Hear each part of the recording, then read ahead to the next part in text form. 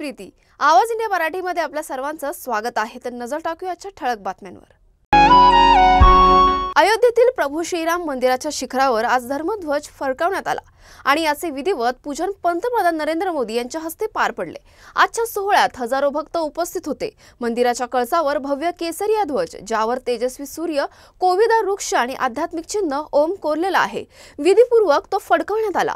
पंतप्रधान नरेंद्र मोदी आणि आरएसएस प्रमुख मोहन भागवत यांनी एकत्र श्रीरामाचे पूजन करून ध्वजारोहण केले। हा क्षण फक्त धार्मिक नाही तर सांस्कृतिक आणि ऐतिहासिक दृष्ट्या देखील अत्यंत महत्त्वाचा आहे। भक्तांचा जयघोष आणि मंत्रोच्चारांच्या साथीने भगवा झेंडा शिखरावर फडकताना पाहताना उपस्थित जनता भावविभोर झाली।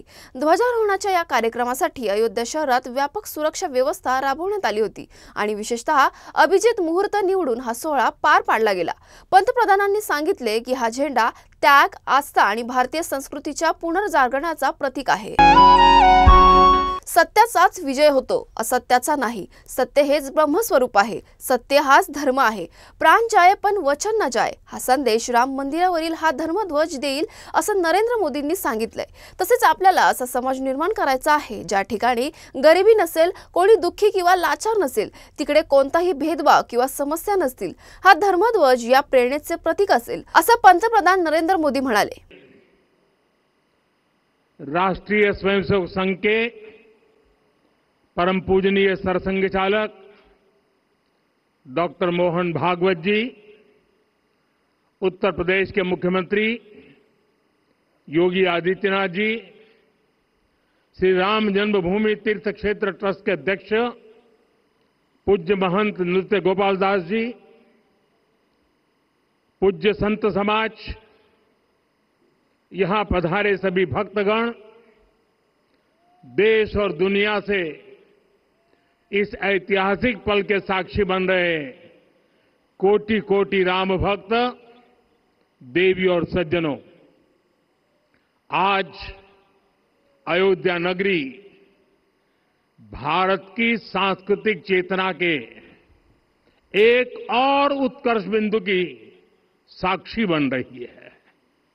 आज संपूर्ण भारत, संपूर्ण विश्व राममय है।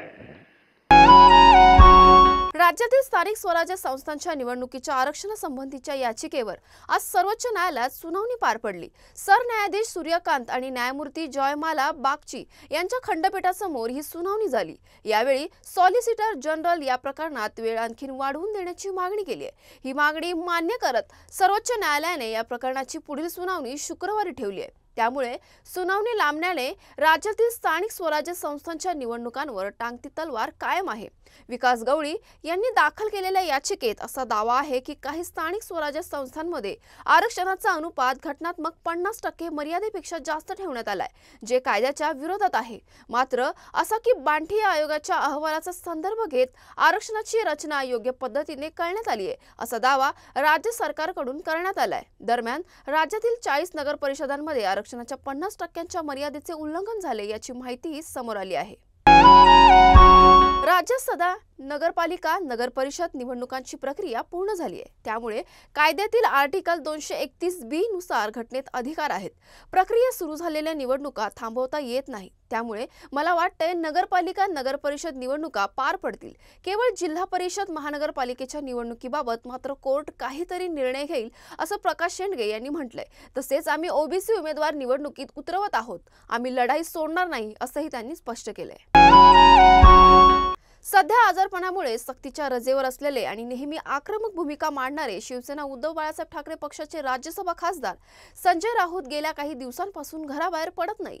या पार्श्वभूमीवर आज पक्षप्रमुख उद्धव ठाकरे यांनी भांडूप येथील त्यांच्या निवासस्थानी जाऊन त्यांची भेट घेतली। दुपारी 2च्या सुमारास उद्धव ठाकरे राऊत यांच्या मैत्री या बंगल्यावर पोहोचले। यावेळी आमदार सुनील राऊत त्यांनी त्यांचे स्वागत केलं।